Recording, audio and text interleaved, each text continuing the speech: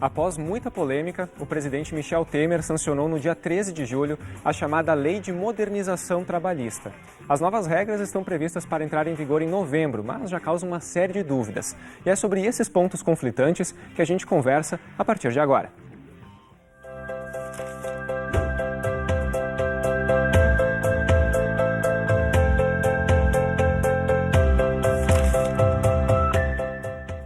E para falar sobre esse tema, nós recebemos hoje aqui no Rede Cabeças o Vânios Corte, que é gerente regional do Ministério do Trabalho e Emprego em Caxias do Sul. Também o seu Renato Zucco, advogado e integrante da Comissão de Relações de Trabalho do Sindicato das Indústrias Metalúrgicas, Mecânicas e de Materiais Elétricos aqui de Caxias do Sul. Também a gente recebe a Adriane Pereira Lopes, professora de Direito aqui da Universidade de Caxias do Sul. E também Ademar Esgarbosa, diretor do Sintep Serra, que é o Sindicato dos Trabalhadores de Ensino Privado. Sejam muito bem-vindos ao programa de hoje. Para começar esse nosso bate-papo, quando a gente fala em reforma trabalhista, será que o pessoal das ruas sabe do que se trata? Está por dentro aí dessas mudanças recentes que podem mexer muito com os trabalhadores e o dia a dia deles? É isso que a nossa equipe de reportagem foi conferir. A senhora sabe o que mudou com a reforma trabalhista? Nada. Não faço nem ideia. Não sei o que mudou. Sei de nada. Não. Não, querida, eu tenho que trabalhar. No momento eu não tô sabendo nada. Não sei, tô aposentado. Tô meio por fora ainda. Uma folia lá que a gente não sabe mais o que é verdade e o que não é. Muita coisa boa, moça, mudou. Por exemplo, assim, o sindicato não precisa mais pagar, entendeu? Coisa boa, mudou tanto para o empresário como para o funcionário. Não sei muita coisa, não acompanho muito. Eu sei que não é bom para nós. E tu é a favor das mudanças? Eu não sei direito, entende? Então eu não posso opinar, né? Vai prejudicar o trabalhador? Vai, como vai? Não prejudica porque dá tudo na mesma. Se o trabalhador está desempregado, é pior ainda. Direitos que eram, vamos dizer assim, garantidos automaticamente, agora terão que ser negociados, né? Mas eu não entendo que isso representa perda de direito, não. Sim, vai ficar bem mais moderno. Acho mais fácil entre trabalhador e empregado para ter emprego e sair e voltar de novo. Essa interferência, ela sempre houve. Uma lei ou outra sempre interferiu. E sempre sobreviveram, pessoal. Eu acho que o pessoal tem que se preocupar mais em trabalhar. A reforma foi feita de forma muito apressada, pouco discutida. Eu me tenho como uma pessoa bem informada e não consegui ver argumentação suficiente para os dois lados para ter uma opinião firme. Aí, Vânios, entre inúmeras pessoas ouvidas na rua, pouquíssimas têm uma noção e estão por dentro, né, dessas mudanças que estão por vir. É um pouco de descrédito com a política, essa falta de interesse também em saber o que está se passando? Eu acho, Roger, que essa reforma ela foi muito assodada, né? Em 6 meses se mudou uma legislação que tinha mais de 50 anos, se mudou diversos artigos, diversos princípios, sem que ninguém participasse dessa discussão. Isso foi feito no afogadilho, foi feito para que as pessoas não tivessem conhecimento mesmo do que foi feito e dos efeitos disso, porque na hora que as pessoas tiverem conhecimento, Roger, não tem como ser a favor. Essa reforma trabalhista, ela prejudica muitos trabalhadores, né? Ela foi feita para isso, para criar uma nova forma de administrar as relações de trabalho, onde o empregado é cada vez mais subjugado, cada vez mais explorado, onde são retirados direitos, onde é dificultado o acesso dele à justiça do trabalho, entre outras medidas, né? E por isso que ela foi feita assim. Foi feita sem discussão, sem participação das pessoas, né? No dia da votação no Senado, por exemplo, eu estava em Brasília, a gente tentou acompanhar a votação, era impedido de entrar no Senado. Ou seja, foi uma reforma feita às pressas para que as pessoas não saibam. Porque não sabendo, algumas até podem concordar, né, com algumas coisas, né? Então, mais do que o descrédito com a política, eu acho que isso reflete exatamente a falta de espaço que foi dado para uma mudança tão relevante como essa ter sido feita por um Congresso de corruptos, onde 190 deputados, né, são investigados por corrupção, né, por um governo ilegítimo e aprovada dessa maneira. Quer dizer, quando foi a discussão, o governo tinha dito, não, aprovem assim que depois eu vou mandar uma medida provisória para regular algumas coisas. Não se fala mais no assunto. Né? Aprovem que eu vou vetar. Não se fala, não se vetou nada, se aprovou na íntegra uma reforma que, no meu ponto de vista, é desastrosa. E as pessoas que ainda não sabem o efeito dela vão saber. em pouco tempo, em novembro, quando as medidas começarem a entrar em vigor, e nos próximos 2 anos, que é um prazo bom de implantação, as pessoas vão ver o efeito danoso dessa reforma trabalhista nas suas vidas. Pois é, senhor Renato, uma das justificativas do governo é que essa reforma moderniza as leis e gera empregos. De que forma? Bom, na verdade, comentando assim, analisando a lei propriamente dita, ela vem com 2 mudanças que eu acho fundamentais e que vão impactar nas relações de trabalho. É a introdução da jurisdição voluntária. O que é isso? Empregado e empregador, devidamente assistido por advogados, inclusive é facultado ao empregado procurar o advogado do sindicato, para conciliar, mediante a imprescindível participação do juiz do trabalho, que vai deliberar, ele que irá decidir se aquele acordo que chega às partes, empregado e empregador, ele vai homologar ou não. Se são observados os direitos dos trabalhadores e uma garantia jurídica para a empresa. E também essa lei trouxe a criação, a instituição da representação dos empregados, em que nem o empregador e nem o sindicato poderão intervir diretamente na constituição dessa comissão de representação dos empregados. Por exemplo, uma empresa acima de 200 até 3 mil empregados terá que ter 3 representantes. E esses 3 representantes, eleitos pelos seus próprios colegas de trabalho, tá? que terão qual é a função básica, tá? É de negociar com a empresa as questões individuais nas relações de trabalho. É lógico que os gestores das empresas, a supervisão, coordenação, os gerentes em si, terão que estar muito bem preparados, como certamente que o Sindicato dos Trabalhadores vai agir numa política sindical, né, para orientar também esses membros, né, embora ela não possa intervir na eleição. Embora também a lei não prevê certas coisas, como, por exemplo, os dias das reuniões, horários das reuniões, locais das reuniões, etc., onde é que essa comissão irá se reunir, mas que vai impactar nas relações de trabalho, não há dúvida nenhuma. E quanto à questão do desemprego, particularmente eu penso que é um problema de economia. Tá? Se a economia bem, vai ter emprego. Se não tem a economia, não vai ter emprego, certo? Mas isso não significa que essa comissão que representa os trabalhadores poderão resolver muitos problemas internos, sem a necessidade de fazer um contencioso judicial. E exatamente essa possibilidade de conciliação entre empregado e empregador, mediante homologação judicial, vai evitar que surjam reclamatórias contenciosas, certo? Uhum. No contexto, o senhor é a favor da reforma? Eu entendo que sim, porque a minha experiência de ter vivido a cada 2 anos, ido para a Europa, conhecido sindicatos de trabalhadores, principalmente na Alemanha, na Áustria, na Itália, em Portugal, etc., eu entendo que essas mudanças, elas são benéficas no conjunto, observando sempre, lógico, a obediência à Constituição Federal e à legislação vigente. E quanto, só para completar o que foi colocado, a questão da medida provisória, realmente está em gestação uma medida provisória que vai resolver essa questão da contribuição negocial e assistencial. Não foi editada ainda, mas há uma presunção que será nos próximos Nós dias. vamos comentar sobre ela logo em seguida. Ademar, para os críticos, a lei ela tira direito e prejudica também os sindicatos, né? Quais são as principais perdas na tua avaliação? Bom, cumprimentar a todos, agradecer o convite de novo. Não tenho nenhuma dúvida que, a partir da vigência da nova lei trabalhista, a CLT vai ser substituída pela CLC, por uma constituição das leis do capital. Porque todos os princípios que constam na nova legislação, eles tiram a representação coletiva dos trabalhadores. A essência vai ser a individualidade da negociação. E a individualidade na negociação, que poder o empregado tem se depende do contrato de trabalho do empregador para reivindicar ou negociar qualquer coisa. Então, não tenho nenhuma dúvida disso.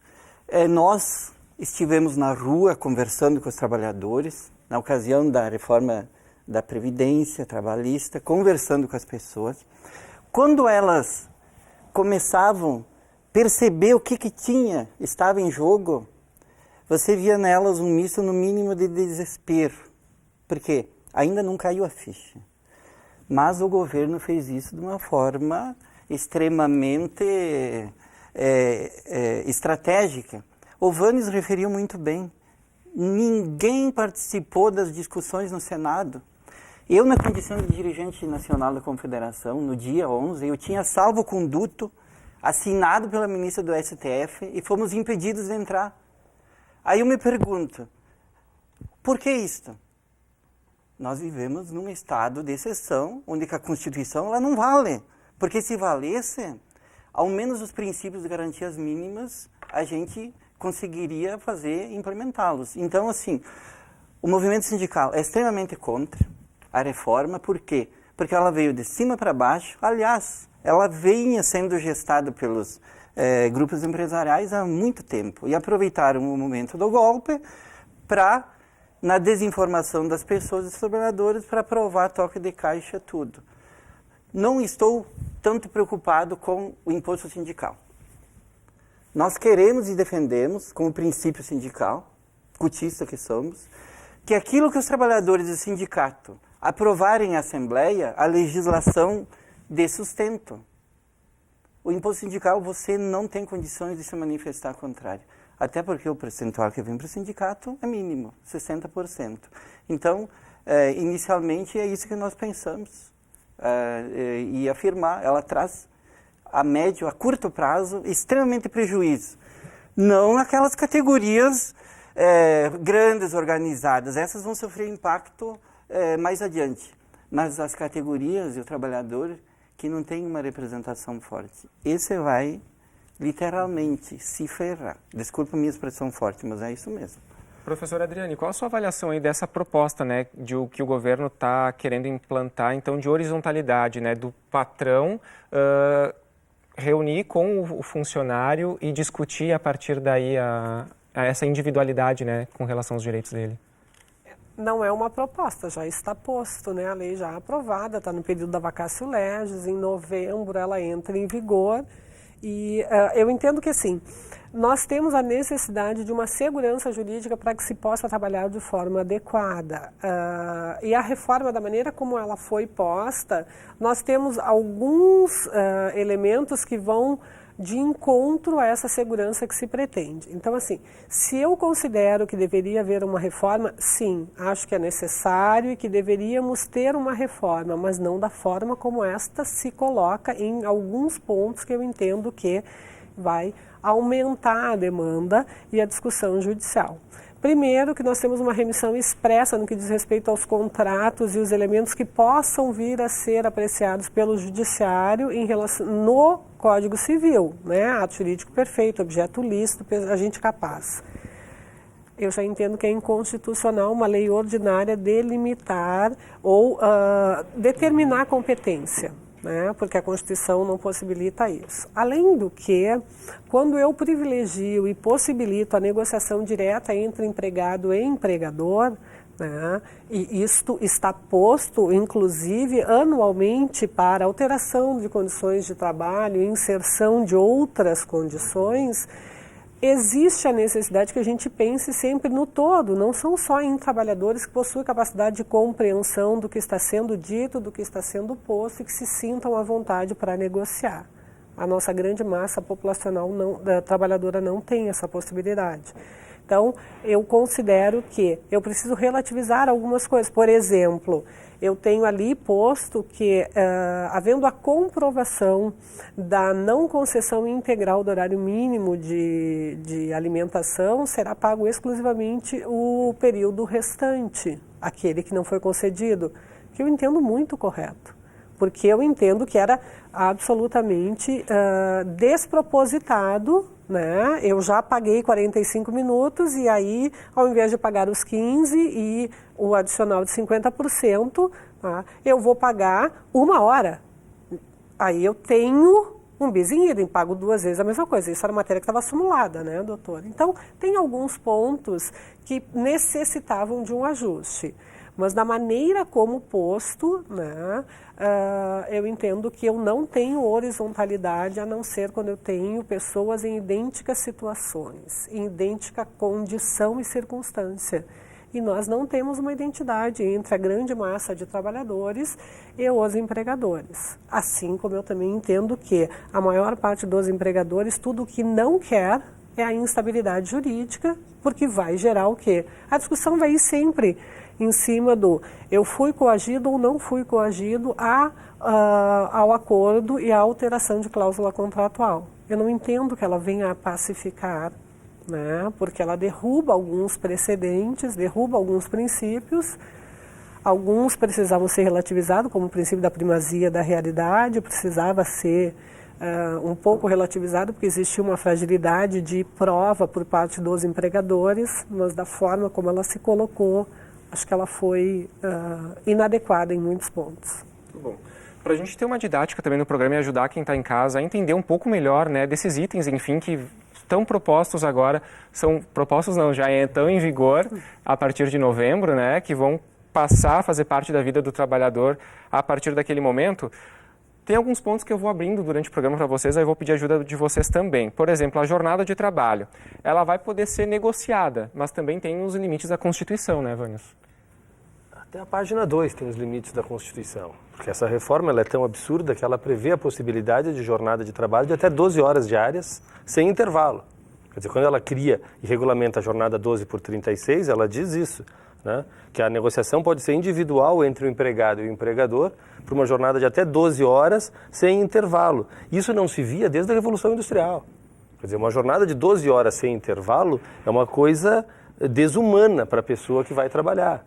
E ela pode, entre aspas, fazer um acordo para estipular isso, ou seja, que tipo de acordo é feito, o que a Adriane estava falando, que tipo de acordo é feito numa relação tão desigual a essa, onde o empregador propõe, né, que ou tu aceita isso, ou tem quem queira.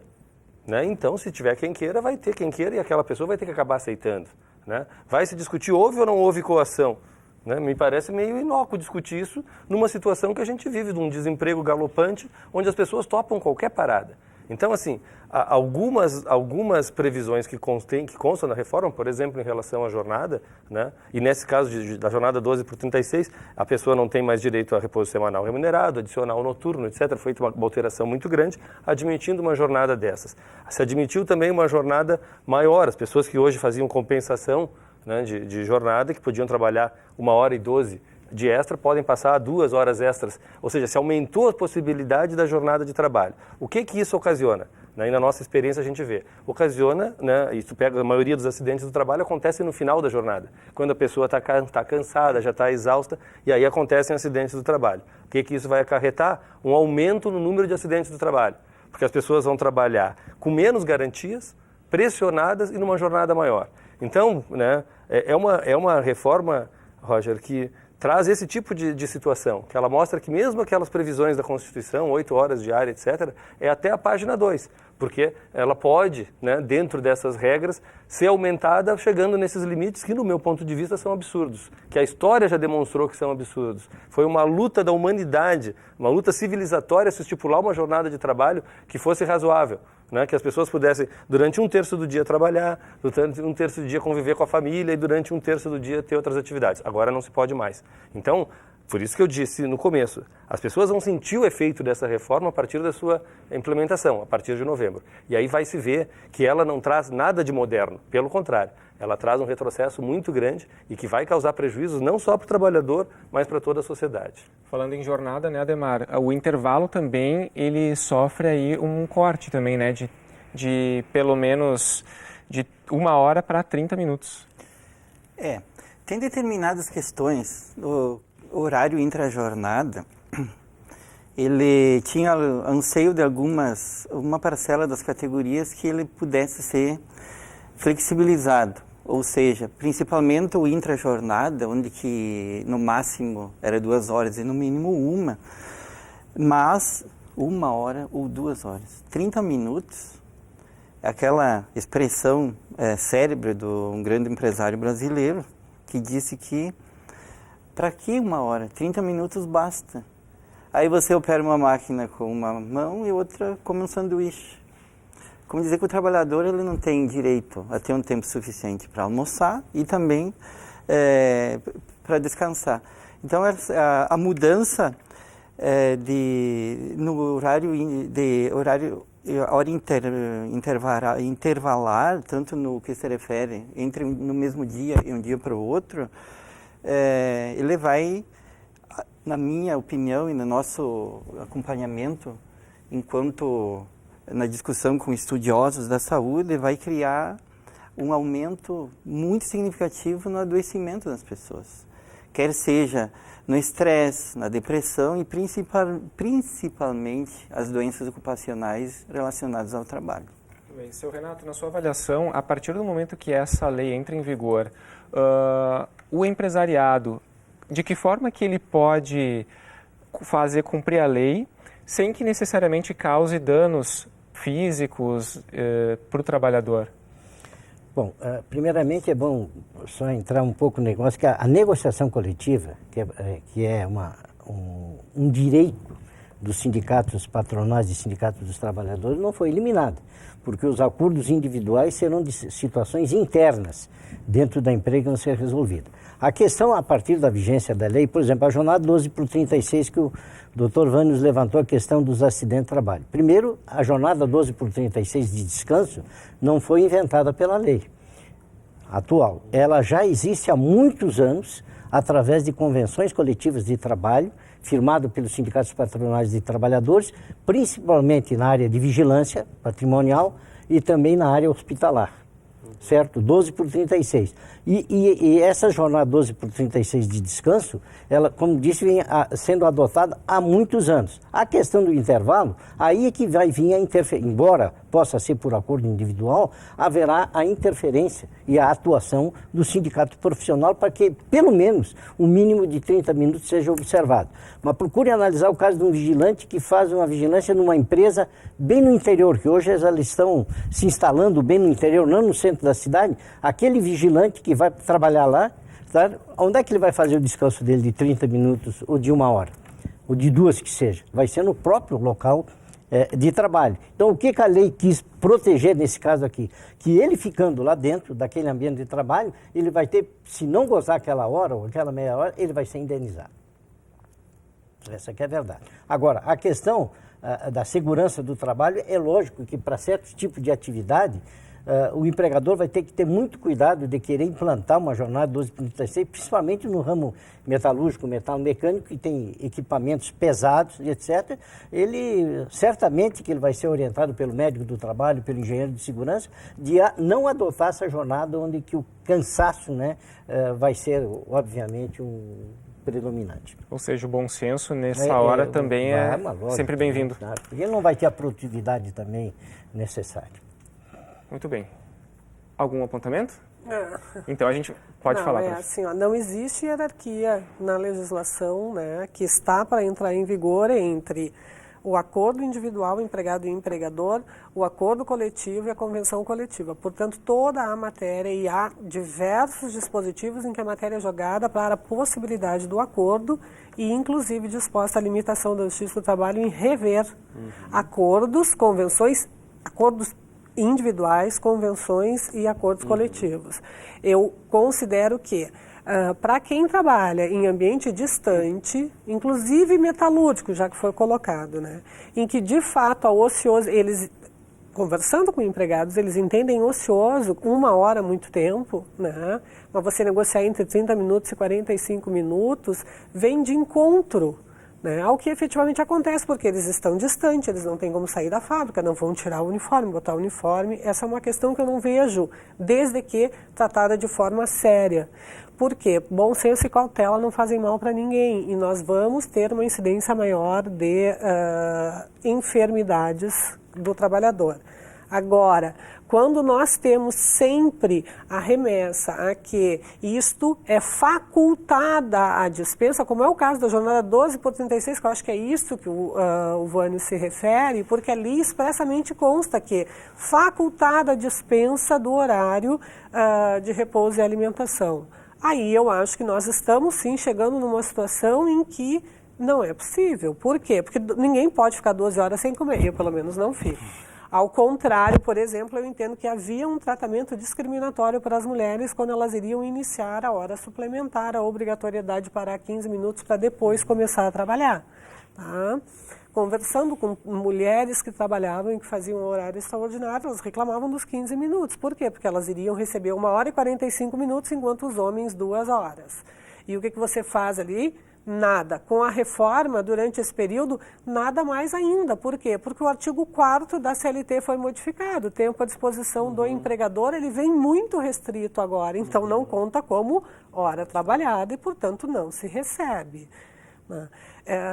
Essa é uma reforma e uma alteração normativa que ela precisa ser pontuada, artigo por artigo e sopesado, inclusive pelos empregadores, se vale a pena assumir determinadas posturas ali, em virtude da queda na produção, Olha, o contrato de trabalho é um contrato que tem a boa-fé e a confiança como pressuposto. Se eu tenho uma pessoa que se sinta em condição exacerbada de exigência de trabalho, eu tenho a quebra desses 2 pressupostos. Eu tenho péssimos empregados e eu tenho péssimos empregadores.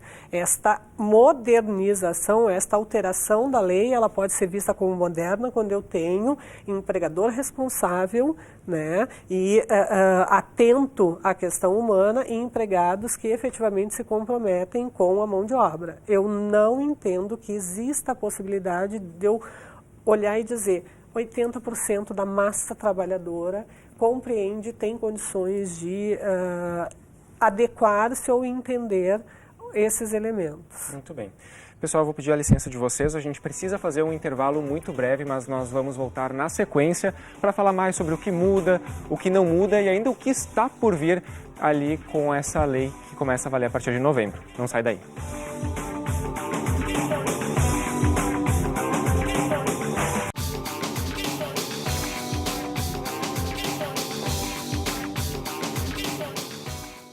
Voltado ao resgate das tradições do Rio Grande do Sul, o Terra apresenta a cultura gaúcha, a música nativista e seus melhores intérpretes e grupos musicais. A música e a poesia se encontram nesse galpão de estância, retratando as autênticas manifestações sul-riograndenses, com a apresentação de Omair Trindade. Terra, todos os domingos às 10 da manhã, na UX TV, canal de identidade.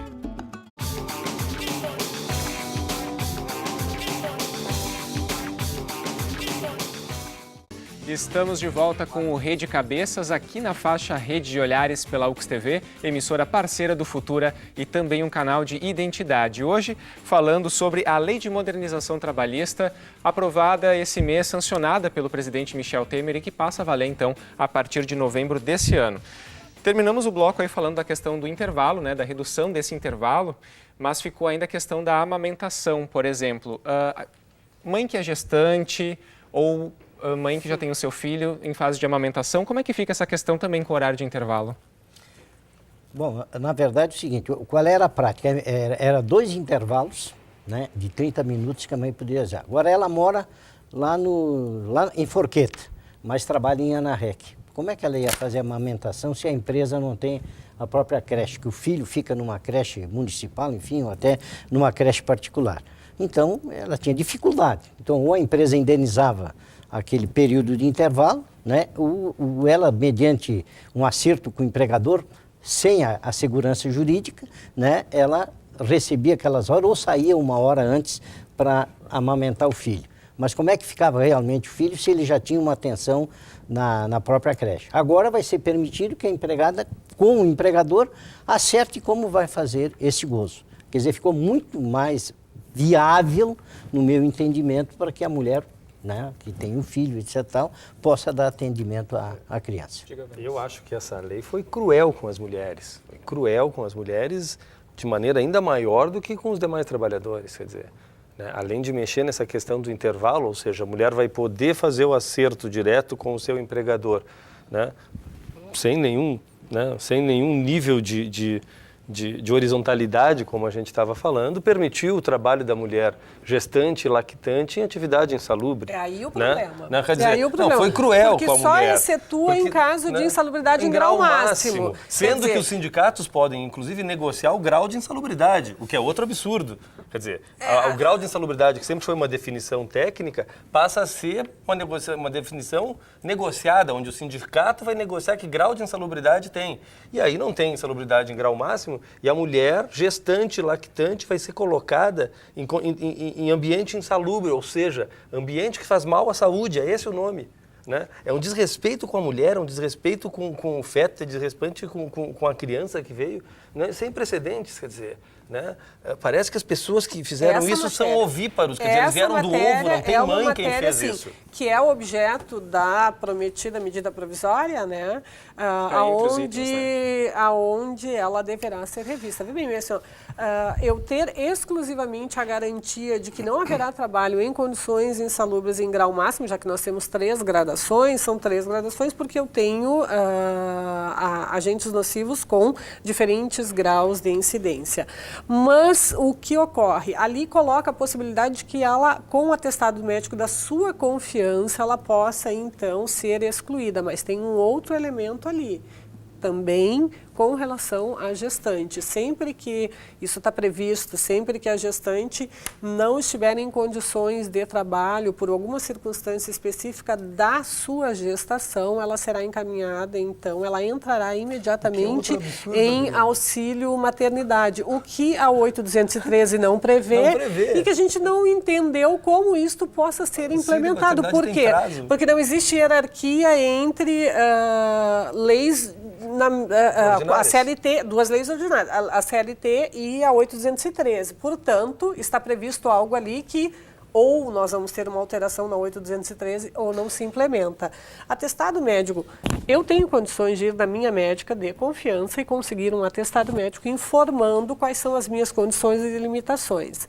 E a grande massa das trabalhadoras que dependem do quê? Do Sistema Único de Saúde, da UBS, enfim. A questão da amamentação, meia hora, ela também foi introduzida na Constituição e também tinha uma regra na Constituição, e não foi implementada até hoje, em que obrigava as empresas a disponibilizar creches no local de trabalho. E não, hoje você resolve isso via convenção coletiva. O que a nossa convenção coletiva diz? Ela dobra o intervalo para amamentação em meia hora por turno. Então, a mãe que amamenta da nossa categoria, ela tem 2 horas por dia de intervalo para amamentar. Normalmente, em vista das dificuldades que foram colocadas aqui, de se deslocar até em casa, tem uma negociação para liberação no final do expediente. Então, isso vai ser fruto de um intenso embate. A questão dos atestados, professora, não é simples assim. No dia a dia, a gente se depara no sindicato com denúncias que as empresas não aceitam atestados médicos que não sejam da empresa. No dia a dia é uma situação. Nessa questão o dia a dia é a prática. Embora eu entenda que está errado convenção coletiva. A maneira como está colocada na lei, o que a lei está dizendo? Que é atestado médico do médico de confiança da gestante. Portanto, nesta situação, será muito fácil reverter. Eu não estou dizendo que está correto, eu estou dizendo que a lei prevê expressamente o atestado médico do médico de confiança da gestante. Tá? O que eu entendo é que eu tenho um problema primeiro que eu considero errado. Segundo que, quando eu tenho uma grande massa de trabalhadoras que não possuem um médico particular, que estão sujeitas ao Sistema Único de Saúde, a serem atendidos numa OBS que ninguém sabe quando vai voltar a funcionar, eu tenho um problema grave. Né? E gerir uma vida, gerir uma vida e essa vida estar em risco em virtude das condições em que eu estou trabalhando, é grave. Aí assim, eu não posso trabalhar aqui, então, e a empresa não tem aonde me realocar. Então vai para auxílio maternidade. Só um pouquinho, não vai, porque não é isso que a 8.213 prevê. Infelizmente. Então, eles criaram um imbróglio normativo que eles terão que organizar, porque senão tudo isso vira judicial. O empregador também não tem Infelizmente, interesse isso nisso. vai exatamente contra aquilo que a gente sempre defende. A legislação, ela prioriza o individual. Que bom que está sendo colocado aqui e já está saltando a instabilidade que vai ocorrer. Então, isso nós vamos, sim, resolver nas convenções coletivas. A hierarquia da convenção coletiva, onde que o sindicato efetivamente faça a negociação. Normalmente os empregadores não querem negociar nada e negam tudo, mas aí a gente vai fazer a disputa e os instrumentos coletivos, nas convenções coletivas... Vai ter inclusive o problema, né? Da terceirização e do autônomo. Tem tudo isso porque junto, a própria reforma... Não, mas a própria reforma admite que o reconhecimento do autônomo, de uma maneira generalizada. Se ele é autônomo, ele não é da tua categoria. Ele não é da tua categoria se ele é autônomo. Não, claro que então não. tu não nem representa. O terceirizado então, não é. tu não, nem o terceirizado. Não. Então tu não representa essa categoria. Não adianta tu ter uma convenção coletiva maravilhosa se as pessoas que trabalham naquele local não pertencem àquela categoria. Essa convenção não vai atingir. E essa reforma é tão danosa que ela prevê inclusive isso. Uma reforma que precisam, assim, ó, não tem como se discutir. É a questão da gestante no trabalho insalubre e o trabalho intermitente. Né? Que o empregado intermitente, que é outra situação que você realmente cria uma instabilidade e um prejuízo significativo. No meu entendimento, é bom dizer, esse intervalo de 30 minutos em cada turno de trabalho é desde 1943, quando surgiu a CLT. Agora, essa nova lei, ela vem tentar regular melhor uma realidade em que nas convenções coletivas de trabalho, como colocou aqui o nosso presidente do sindicato, enfim, né, é que está regulando que ela pode sair no final do expediente, 1 hora, ela acumula aqueles 2 períodos no final. Quer dizer, isso é flexibilizar uma relação que era uma realidade, porque eu entendo que na maioria das empresas, eu diria 90% da mulher latente não aproveitava esse horário exatamente pela dificuldade de retornar ao seu filho para amamentar. Professora, foi citada a questão do trabalho intermitente. Para quem não conhece, pela terminologia, o que consiste o trabalho intermitente? O trabalho intermitente consiste no fato de que eu serei contratada por um determinado empregador, né, sem que eu tenha uma carga horária pré-estabelecida, mas sim conforme a necessidade dele. Ou seja, tá? tem que ficar à disposição. Ou seja, mas não à disposição porque você não recebe. Período à disposição você deveria receber, você não recebe. O que existe? Um prazo de 3 dias corridos a anteceder o início da atividade. Então o empregador me chama até 3 dias antes de eu ter que trabalhar. Tá? Se eu silenciar, significa que eu recusei. Tá? Em recusando e não indo lá, eu vou receber só pelas horas que eu trabalhei, especificamente pelas horas que eu trabalhei. E aí, assim, 13º, fundo de garantia, férias é proporcional ao número de horas efetivamente trabalhadas. Tá? Lembrando aí, que o que acontece? Em outras empresas também. Aí, o que acontece nestas situações, né?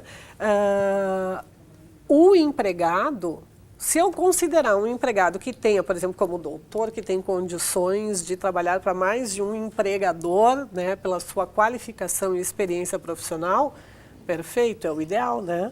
Nós não queremos vínculos. Agora, se eu considerar o jovem que está entrando no mercado de trabalho agora, que vai passar ali um tempo, ele vai receber, na verdade, por 1 hora por semana, meia hora por semana. Isso, existe a proporcionalidade? Ou nada, né? Existe. Ou nada. Porque ele pode não receber nada. Pode não receber nada. Porque o trabalho intermitente é isso, é uma forma de trabalho que tu não tem garantia nem de trabalho, assim, nem de salário. E está previsto que ainda por cima, assim, eu não trabalhando e quando solicitada, quando convocada, e havendo prejuízo, né, existe a possibilidade da compensação e do pagamento. É pior que a escravidão. É uma relação extremamente insegura. Ela é uma relação empregatícia para um determinado grupo de empregados. Né? Tipo de profissional. Sim, mas não está mas não está limitado. Está generalizado. Generalizado. Pela lei, isso pode ser aplicado em qualquer empresa. Sem contar, quando a lei sai, não tem seguro-desemprego, as multas rescisórias e, assim, tem que dizer uma questão aqui também, o contrato de experiência ele vai ser de 270 dias, né? Aí, quando termina o contrato de experiência, o contrato determinado, aí o trabalhador Sai sem as mínimas garantias. Falando em garantias, Vânios, o que a lei não determina de mudança com relação ali a 13º, FGTS, licença maternidade, isso continua igual a partir de novembro? Também até a página 2. Continua igual para quem continuar empregado. A página 2. A bendita página 2. Na capa a gente vê isso, né? A reforma não mexeu em nenhum direito. É o que nos disseram. Não suprimiu direitos, o que não é verdade, ela suprimiu direitos. Porque assim, como tu admite, né, essa questão que a gente estava falando, que a pessoa passe a ser autônomo, no momento em que ela passa a ser autônomo, não é que ela perde um desses direitos, ela perde todos. Ela não tem mais um contrato de trabalho. Aí ela não tem mais direito à jornada de trabalho, a descanso semanal remunerado, a férias, a 13º ou coisa nenhuma. Está escrito na reforma que o autônomo, preenchidas as formalidades legais, mesmo com continuidade, afasta as regras do artigo 3º da CLT. Ou seja, ele deixa de ser considerado empregado. Então tu pode, né, e essa tentativa vai surgir, fazer com que as pessoas deixem de ser empregados, são demitidos e são contratados como autônomos. Aí tu perdeu todos os direitos, Roger. Não é que tu perdeu um ou dois, tu perdeu todos. Claro, para as pessoas que continuam empregados, os direitos previstos na Constituição, né, vão continuar existindo. Esses não poderiam ser mexidos por uma lei ordinária. Mas ela é tão grave, é tão cruel essa reforma que ela admite essa possibilidade da pessoa trabalhar numa jornada intermitente, né, sem ter garantia de salário e sem trabalho, no teletrabalho, onde tu é o responsável pelos equipamentos de trabalho, não é mais um empregador, tu mesmo passa a ser responsável pelos equipamentos, ou tu ser uma pessoa que trabalha 12, 13, 15 horas por dia, sem direito a coisa nenhuma a não ser o valor do serviço prestado. Professora, os contratos antigos também perdem essas questões, ou só os novos passam a sofrer esse tipo de mudança? Não é porque uma norma entra em vigor que eu tenho alteração dos contratos em andamento. Existe a continuidade dos contratos, mas são normas autoaplicáveis, né? Ou seja, eu tenho a partir do momento em que terminar o período da vacatio legis, que é esse período entre a publicação e a entrada em vigência, a possibilidade de, por meio de acordo individual, proceder às alterações nos contratos em andamento, tá? A reforma, o que o Vânios está se referindo é que o quê? Com a legislação da forma como ela será a partir de novembro, o contrato escrito do autônomo afasta a possibilidade dele ingressar em juízo e pedir o reconhecimento de vínculo empregatício. Tá? Eu acho que o princípio da primazia da realidade, onde a gente pegava toda a parte documental que a lei obriga o empregador a formular e que tem fiscalização, tá? Afastava e possibilitava o quê? A prova, né? Pelo seu conjunto de outras condições. Nem tanto ao céu, nem tanto ao mar, assim, muito radicalizado num sentido e absolutamente abandonado a partir do outro, a partir do momento em que eu tenho que o contrato escrito afasta a discussão e afasta a revisão do contrato efetivamente ocorrido entre as partes. Aí eu acho que nós temos um problema normativo. Por quê? Porque eu tenho a garantia de livre acesso à justiça e eu entendo que uma lei ordinária não pode limitar ou delimitar a competência do judiciário. Não tem mais o livre acesso à justiça. Não, como garantia constitucional. A partir do momento que vai exigir da parte sucumbente do empregado, enquanto sucumbente, pagar honorários e ônus da sucumbência, é proporcional, ninguém vai entrar na justiça. Mas, gente, isso daí precisava acontecer também. Aí eu concordo, porque eu entro com uma reclamação trabalhista, tá? Perco 80% do pedido, ganho 20%, a reclamada paga as custas sobre o montante do valor. Não, está errado, vai pagar só sobre a condenação. São várias mudanças que, com certeza, o trabalhador, como disse o Vânios anteriormente, vai começar a sentir a partir do momento que entrar em vigor e que essas mudanças forem colocadas na prática. Tem muita coisa para se falar, pouco tempo de programa para discutir. Eu quero agradecer muito a participação de vocês, você aí de casa também que nos acompanhou. A gente espera ter resolvido um pouco, solucionar os seus problemas, as suas dúvidas. Fique com a gente, acompanhando a gente pelas redes sociais, em facebook.com/uxtv. A gente se encontra numa próxima. Até mais!